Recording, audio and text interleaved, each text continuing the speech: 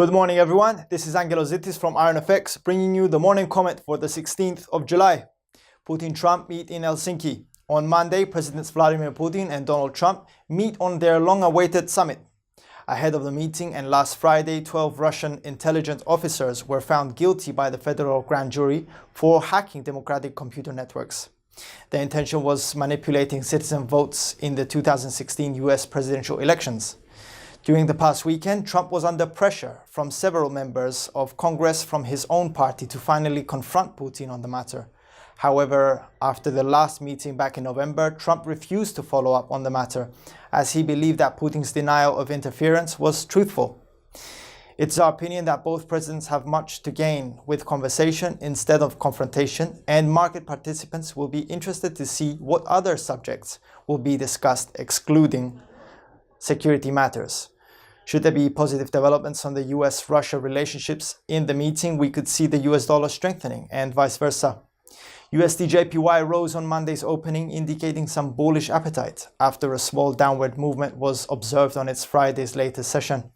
The pair could remain in a sideways movement between the 112.75 resistance level and the 112.05 support level, with some bearish tendencies as the financial data to be released in the American session today could weaken the US dollar.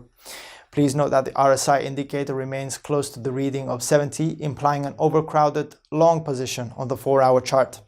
Should the pair continue to be under buying interest, we could see the pair breaking the 112.75 resistance line and aim for the 113.65 resistance level.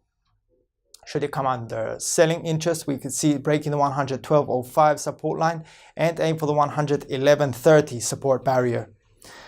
Theresa May warns on ending up with no Brexit at all. On Sunday, UK's Prime Minister Theresa May made it clear to her divided party that there could be no Brexit at all if they resisted her plan to keep a close relationship with the EU after the Brexit. May also asked for the UK to support her plan for friction-free movement of goods, adding her intentions is to avoid conflicts in Northern Ireland and to keep unity within the United Kingdom. In the next days, over the course of 2 debates in Parliament, the extent of uncertainty will be shown, and should the circumstances remain as current, the GBP could weaken. Despite the uncertainty, cable opened with a positive upward movement during Monday's opening and remained in a sideways motion in the European morning. Please note that the RSI indicator is very near the reading of 50, which could imply that traders are somewhat unsure of the pair's direction for the day. Should the bulls take over the market, we could see the pair breaking the 132.80 resistance line, continuing higher, aiming for the 133.51 resistance level. Should the bears dominate the pair's direction, we could see it breaking the 132.15 support line and aim for the 131.25 support barrier. In today's other economic highlights, in the European session, we get Eurozone trade balance for May, and in the American session, we get US retail sales and core retail sales both for June. As for the rest of the week, on Tuesday, we get New Zealand CPI for Q2, the UK's employment data for May, and the US industrial production for June.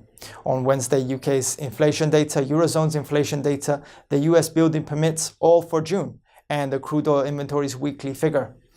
On Thursday, we get Japan's trade balance, Australia's employment data, and UK's core retail sales and retail sales all for June, along with the US Philadelphia Fed Manufacturing Index for July. On Friday, we get the Japanese core CPI and CPI. From Europe, we get Germany's PPI, both for June. And from the US, the Canadian inflation data for June and retail sales for May. Last but not least, on Friday, we get the OPEC meeting. For more information, please read the full comment on ironfx.com or download our app and get all the information you need to trade. Also, you can follow us on Twitter, like us on Facebook, subscribe to our YouTube channel, or circle us on Google Plus to get more trading ideas. This is Angelos Zittis from IronFX, wishing you solid trading.